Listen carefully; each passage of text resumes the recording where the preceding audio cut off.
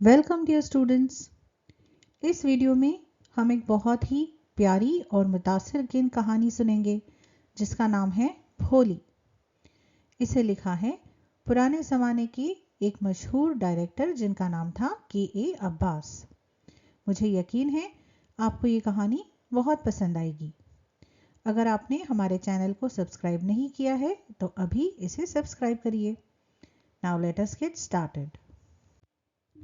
इस वीडियो में हम भोली की कहानी का पहला हिस्सा देखेंगे जिसमें हमें ये पता चलता है कि बचपन में सिर पर चोट लगने से उसके दिमाग पर कैसे असर होता है, कैसे स्मॉल पॉक्स या चेचक की बीमारी होने पर उसके चेहरे और जिस्म में भद्दे दाग पड़ जाते हैं और कैसे उसके अपने घर वाले उससे गैरों से भी ज़्यादा बुरा सलूक किया करते थे और आखिरकार कैसे स्कूल में दाखिला लेने के बाद उसमें एक नई जिंदगी, एक नई उम्मीद का एहसास जागा। आइए इस दिलकश दास्तान को सुनने से पहले उस अजीम मुसन्निफ के बारे में कुछ जानकारी हासिल करते हैं जिन्होंने ये खूबसूरत कहानी लिखी है। के Abbas, born 1914 and died 1987, was an Indian film director, novelist, screenwriter and a journalist in the Urdu, Hindi and English languages.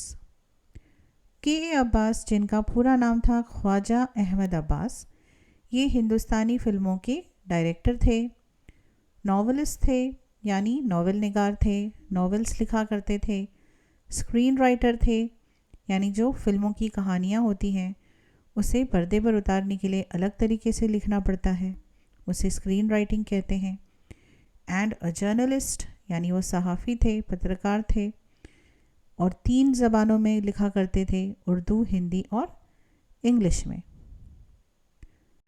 His films one national awards, उनकी फिल्मों ने कई नेशनल अवार्ड्स जीते थे। ये हैं कुछ उनकी फिल्में जो उस ज़माने की बहुत ही फेमस फिल्में थीं। He is considered one of the pioneers of Indian parallel और न्यू रियलिस्टिक सिनेमा। हकीकत पसंदाना फिल्मों की दुनिया के बानियों में से एक थे के अब्बास। पैरेलल सिनेमा यानी वो सिनेमा जो हकीकी ज़िंदगी के हालात और जज्बात पर तवज्जो मरकूज़ करती है और आम फिल्मों के मुकाबले एक अलग अंदाज में कहानियाँ बयान करती है। His column Last Page holds the distinction of being one of the longest running columns in the history of Indian journalism. Newspaper में वो एक आर्टिकल लिखा करते थे, मैगज़ीन्स में भी वो आर्टिकल लिखा करते थे जिसका नाम होता था लास्ट पेज। वो हिंदुस्तान की सहाफ़त या जर्नलिज़म की दुनिया में सबसे लंबे वक्त तक लिखे जाने वाला कॉलम था। अब हम शुरू करते हैं हमारी कहानी का पहला हिस्सा। Her name was Sulekha, but since her childhood, everyone had been calling her Bholi, the simpleton. उसका नाम सुलेखा था, लेकिन बचपन से ही सब उसे भोली बुलाया करते थे। भोली, द सिंपल्टन। सिंपल्टन का मतलब क्या है? One who can be easily deceived to believe anything, यानी एक ऐसा इंसान जिसे धोखे से किसी भी चीज़ में यकीन दिलाया जा सकता है। किसी को डिसीव करना यानी किसी को धोखा देना। She was the 4th daughter of numberdar Ramlal. Numberdar यानी an official who collects revenue. तो जो सुलेखा के फादर थे, वालिद थे रामलाल, वो नंबरदार का काम करते थे यानी हिसाब किताब का काम देखते थे, पैसा जमा करने का काम करते थे। और सुलेखा जो थी वो उनकी चौथी बेटी थी। When she was 10 months old, she had fallen off the cot on her head and perhaps it had damaged some part of her brain. तो जब सुलेखा 10 महीनों की थी तब वो बिस्तर से नीचे गिर गई थी और उसके सिर पर चोट आ गई थी और शायद इसीलिए उसके दिमाग का जो कुछ हिस्सा है, सम पार्ट, वो डैमेज्ड हो गया था यानी उसमें खराबी आ गई थी। That was why She remained a backward child and came to be known as भोली the simpleton. और इसीलिए वो हमेशा हर काम में पीछे रहती थी. वो बैकवर्ड चाइल्ड यानी हमेशा हर चीज़ में पिछड़ा हुआ होना, और इसीलिए उसे भोली कहा जाता था, the सिंपल्टन. At birth, the child was very fair and pretty. जब वो पैदा हुई थी तब वो एक निखरे रंग की खूबसूरत बच्ची थी. But when she was 2 years old, she had an attack of smallpox. पर जब वो 2 साल की हुई तब उसे चेचक की बीमारी हो गई थी. Only the eyes were saved. सिर्फ उसकी आंखें बच गई थी. But the entire body was permanently disfigured by deep black pock marks. लेकिन उसका पूरा जिस्म जो है चेचक के काले दागों से हमेशा के लिए बिगड़ गया था. Little Sulekha could not speak till she was 5, and when at last she learned to speak, she stammered. तो जो हमारी सुलेखा थी वो 5 साल की उम्र तक बोल नहीं पाती थी, और जब आखिरकार उसने बोलना शुरू किया तब वो हकलाकर बोलने लगी थी. The other children often made fun of her and mimicked her. जो दूसरे बच्चे थे उसका अक्सर मजाक उड़ाया करते थे, उसकी नकल उतारा करते थे. As a result, she talked very little. और इसकी वजह से वो हमेशा बहुत कम बोला करती थी. Ramlal had 7 children, 3 sons and 4 daughters, and the youngest of them was Bholi. Ramlal के 7 बच्चे थे, 3 बेटे और 4 बेटियां, और सबसे छोटी थी भोली. It was a prosperous farmer's household, and there was plenty to eat and drink.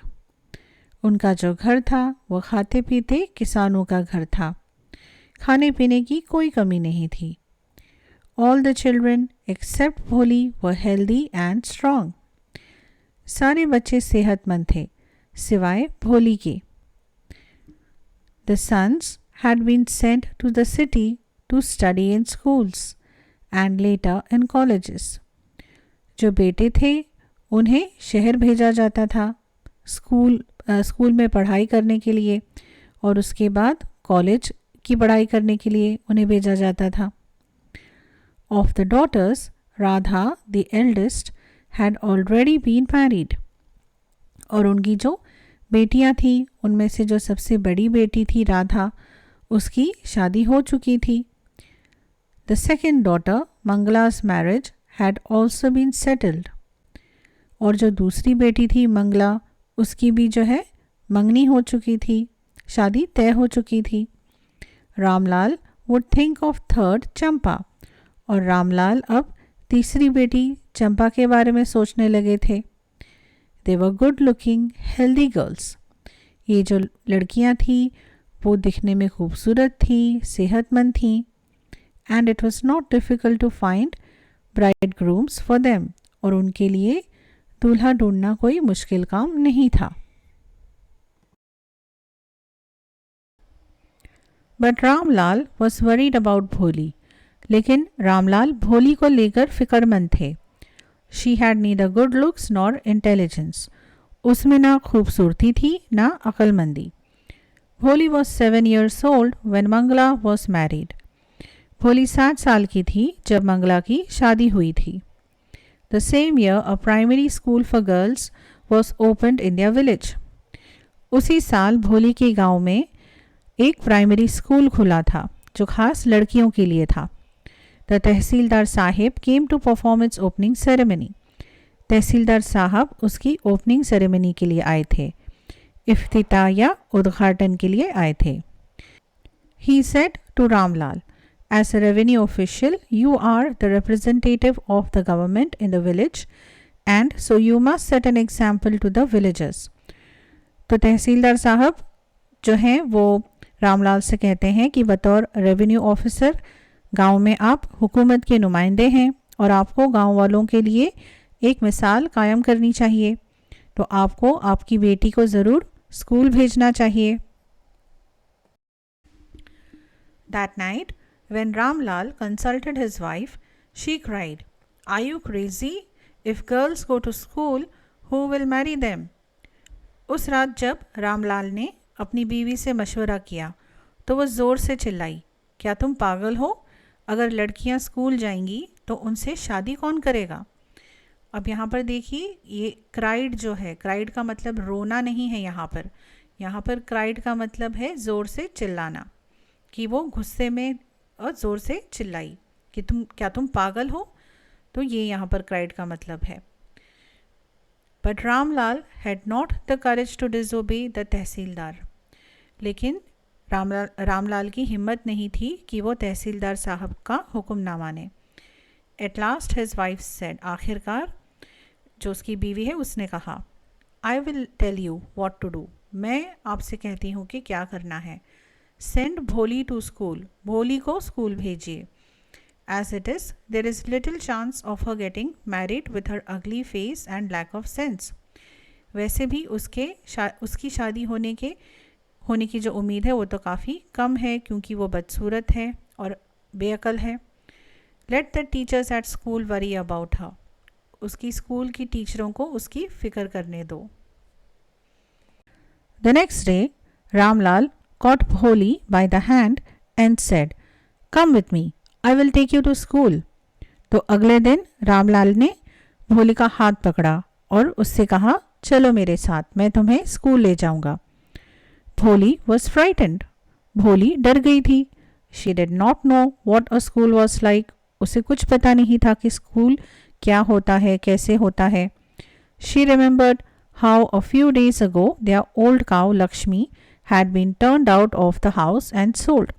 उसे याद आया कि कुछ दिन पहले कैसे उनकी जो बूढ़ी गाय थी लक्ष्मी, उसे किस तरह घर से बाहर निकाला गया था, उसे बेच दिया गया था. No, no, no, no, no, no, no, she shouted in terror and pulled her hand away from her father's grip. ना ना ना, नहीं नहीं नहीं नहीं, वो दहशत से चिल्लाई और अपने वालिद के हाथ से उनकी गिरफ्त से अपना हाथ छुड़ा लिया. What's the matter with you, you fool? तुम्हें क्या हो गया है अहमक? shouted रामलाल. रामलाल चिल्लाए. I'm only taking you to school. मैं तो तुम्हें सिर्फ स्कूल ले जा रहा हूँ. Then he told his wife. फिर उन्होंने अपनी बीवी से कहा, Let her wear some decent clothes today. उसे आज कुछ ढंग के कपड़े पहनाओ. Or else, what will the teachers and the other school girls think of us when they see her? वरना जो टीचर्स हैं और जो दूसरी स्कूल की बच्चियां हैं वो उसे देखकर क्या सोचेंगी. New clothes had never been made for भोली. भोली के लिए कभी नए कपड़े नहीं बनवाए गए थे. The old dresses of her sisters were passed on to her. उसकी जो बड़ी बहनें थीं उनके कपड़े हमेशा उसे दे दिए जाते थे, जो पुराने कपड़े होते थे. No one cared to mend or wash her clothes. किसी को फिक्र नहीं थी कि उसके कपड़ों को ठीक कराया जाए या धोया जाए. But today she was lucky to receive a clean dress which had shrunk after many washing and no longer fitted चंपा. लेकिन आज वो खुश नसीब थी कि उसे एक साफ सुथरा लिबास मिला था जो कई बार धोने के बाद श्रिंक हो गया था, यानी छोटा हो गया था. एंड नो लॉन्गर फिटेड चंपा, और वो चंपा को अब नहीं होता था, यानी वो चंपा का ड्रेस था. She was even based and oil was rubbed into her dry and matted hair. आज उसे नहलाया भी गया था और उसके सूखे और उलझे हुए बालों में तेल लगाया गया था. Only then did she begin to believe that she was being taken to a place better than her home. फिर उसी के बाद उसे यकीन आया कि उसे घर से बेहतर किसी जगह ले जाया जा रहा है. When they reached the school, the children were already in their classrooms. जब वो स्कूल पहुँचे तो दूसरे जो बच्चे थे वो अपने क्लासरूम्स में बैठे हुए थे या हाजिर थे. Ramlal handed over his daughter to the headmistress. Ramlal ने अपनी बेटी को हेडमिस्ट्रेस के हवाले किया. Left alone the poor girl looked about her and with fear laden eyes. अकेली थी वो अकेले छूट चुकी थी और उसकी खौफजदा आँखों से वो यहाँ वहाँ देखने लगी। There were several rooms, वहाँ पर कई कमरे थे, and in each room girls like her squatted on mats, reading from books or writing on slates. और उसी की तरह हर कमरे में लड़कियाँ थीं और वो चटाई पर बैठी हुई थी और अपनी किताबें पढ़ रही थी या फिर स्लेट पर लिख रही थी। The headmistress asked Bholi to sit down in a corner in one of the classrooms. फिर हेड मिस्ट्रेस ने भोली को एक क्लास के कोने में जाकर बैठने के लिए कहा। भोली did not know what exactly a school was like and what happened there. भोली को कोई अंदाज़ा नहीं था कि स्कूल कैसा होता है, वहाँ पर क्या होता है, but she was glad to find so many girls almost of her own age present there. लेकिन लगभग अपनी ही उम्र की लड़कियों को देखकर उसे वहाँ पर उन्हें देखकर उसे बहुत खुशी हुई। She hoped that one of these girls might become her friend. उसे उम्मीद हुई कि उनमें से कोई एक लड़की उसकी सहेली बने। The lady teacher who was in the class was saying something to the girls, but Bholi could understand nothing. जो खातून टीचर थी वहाँ पर क्लास में, वो बच्चियों से कुछ कह रही थी, लेकिन भोली को कुछ समझ नहीं आ रहा था। She looked at the pictures on the wall. जो दीवार पर तस्वीरें लगी हुई थी वो उन्हें देखने लगी। The colors fascinated her. जो तस्वीरें थी उन पर जो रंग थे वो देखकर जो है भोली बेसुध हो गई, वो उसमें खो गई। The horse was brown, just like the horse on which the tehsildar had come to visit their village. घोड़े का रंग भूरा था, ठीक उसी घोड़े की तरह जिस पर तहसीलदार बैठकर आए थे गांव। The goat was black, like the goat of their neighbor. और जो बकरी थी उसका रंग काला था, जैसे उनकी जो पड़ोसी है उनकी बकरी का रंग था। The parrot was green, like the parrot she had seen in the mango orchard. और जो भोली ने आम के बाग में जो तोते देखे थे उन्हीं की तरह इन तोतों का भी जो रंग है वो हरा था। And the cow was just like the Lakshmi. और जो गाय की तस्वीर थी वो बिल्कुल भोली की जो गाय थी लक्ष्मी उसकी तरह थी। एंड सडनली भोली noticed that the teacher was standing bye her side smiling at her. और फिर अचानक भोली ने देखा कि जो टीचर है वो भोली के बगल में खड़ी थी और मुस्कुरा रही थी उसे देखकर। फिर टीचर ने भोली से पूछा, what's your name little one? नन्ही बच्ची तुम्हारा नाम क्या है? भ भो भो। She could stammer no further than that. तो भोली जो है वो हकलाती थी, तो उसने अपना नाम बताने की कोशिश की, लेकिन टूटे फूटे लफ्ज़ों में उसने बताने की कोशिश की और इससे ज़्यादा वो कुछ बोल नहीं पाई।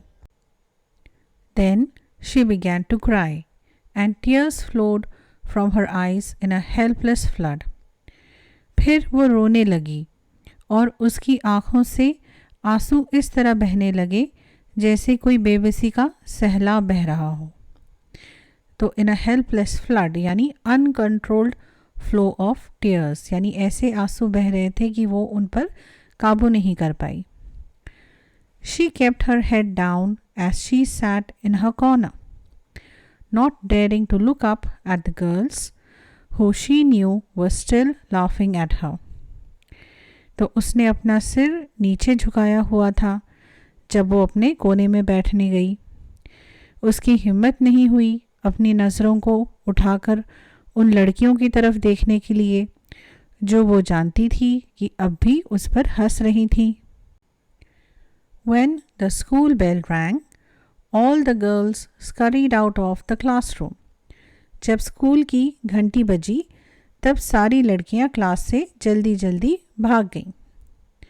बट भोली did not leave her corner, लेकिन भोली की हिम्मत नहीं हुई कि वो अपना कोना छोड़कर जाए। हर हेड स्टिल लोवर्ड, उसका जो सिर है अब भी झुका हुआ था। शी केप्ट ऑन सॉबिंग, और वो रोती रही। भोली, टीचर ने आवाज़ दी। The teacher's voice was so soft and soothing. Teacher की जो आवाज़ थी वो कितनी मुलायम थी और पुरसुकून थी। In all her life she had never been called like that. उसकी पूरी ज़िंदगी में भोली को कभी किसी ने इतने प्यार से नहीं पुकारा था। इट टच्ड हर हार्ट, और इस चीज़ ने भोली के दिल को छू लिया। For the sake of this kind woman, however, she decided to make an effort. लेकिन उस अच्छी दिल की खातून की खातिर उसने फिर से एक बार कोशिश करने का इरादा किया। She had such a soothing voice, she would not laugh at her. तो भोली ने सोचा कि ये जो खातून है इनकी आवाज़ कितनी पुरसुकून है, वो मुझ पर नहीं हंसेगी। फिर भोली ने बोलने की कोशिश की। भ भ भो भो, शी बिगैन टू स्टैमर। फिर से वो हकलाती हुई बोली। Well done, the teacher encouraged her. तो टीचर ने कहा, बहुत खूब, बहुत खूब। टीचर ने उसकी हौसला अफजाई की। Come on now, the full name. चलो अब मुझे अपना पूरा नाम बताओ। भ भ भो, भोली। At last she was able to say it and felt relieved as if it was a great achievement. और आखिरकार वो अपना नाम बोल पाई, और उसे ऐसा सुकून महसूस हुआ जैसे उसने कोई बहुत बड़ी कामयाबी हासिल की थी। Well done, the teacher patted her affectionately. तो टीचर ने कहा, बहुत खूब, और टीचर ने प्यार से उसकी पीठ थपथपाई। And said, put the fear out of your heart and you will be able to speak like everyone else. तो टीचर ने कहा कि अपने दिल से जो है डर को बाहर निकाल कर फेंक दो और तुम दूसरों की तरह बोलने लग जाओगी। भोली looked up as if to ask, really? तो भोली ने ऊपर देखा टीचर की तरफ, जैसे वो पूछ रही हो, क्या सच में? Yes, yes, it will be very easy. You just come to school every day. Will you come? तो टीचर ने कहा, हाँ हाँ, ये बहुत आसान होगा, तुम बस रोज स्कूल आना। क्या तुम आओगी? भोली नॉडेड। तो भोली ने अपना सिर हिलाया, जैसे कि वो कह रही हो कि हाँ। नो, से इट अलाउड। तो टीचर ने कहा, नहीं, जोर से बोलो। फिर भोली ने कहा, ये यस। तो भोली ने कहा, हाँ हाँ हाँ हाँ, एंड भोली herself was astonished that she had been able to say it. और जब भोली ने ऐसे टीचर को जवाब दिया कि हाँ, तो वो खुद हैरान थी कि उसने कैसे इतनी अच्छे से उन्हें ये जवाब दिया। Didn't I tell you? Now take this book. तो टीचर ने कहा, क्या मैंने तुमसे नहीं कहा था? अब ये किताब लो। The book was full of nice pictures and the pictures were in color: dog, cat, goat, house, parrot, tiger and a cow, just like Lakshmi. तो टीचर ने भोली को एक किताब दी। किताब में बहुत सारे प्यारे तस्वीरें थी और तस्वीरों में अलग अलग रंग थे। और उसमें क्या थे, किस किस चीज़ की तस्वीर थी? जानवरों की तस्वीर, जैसे कुत्ता, बिल्ली, बकरी, घर, तोता, शेर और गाय, जैसे उसकी लक्ष्मी गाय थी। And with every picture was a word in big black letters. और हर एक तस्वीर के साथ कुछ बड़े बड़े हुर्फों में लफ्ज़ लिखे गए थे। इन 1 month you will be able to read this book. 1 महीने में तुम ये बुक पढ़ पाओगी। Then I will give you a bigger book. Then still a bigger one. फिर मैं तुम्हें एक और बड़ी बुक दूंगी और उसके बाद उससे भी बड़ी बुक।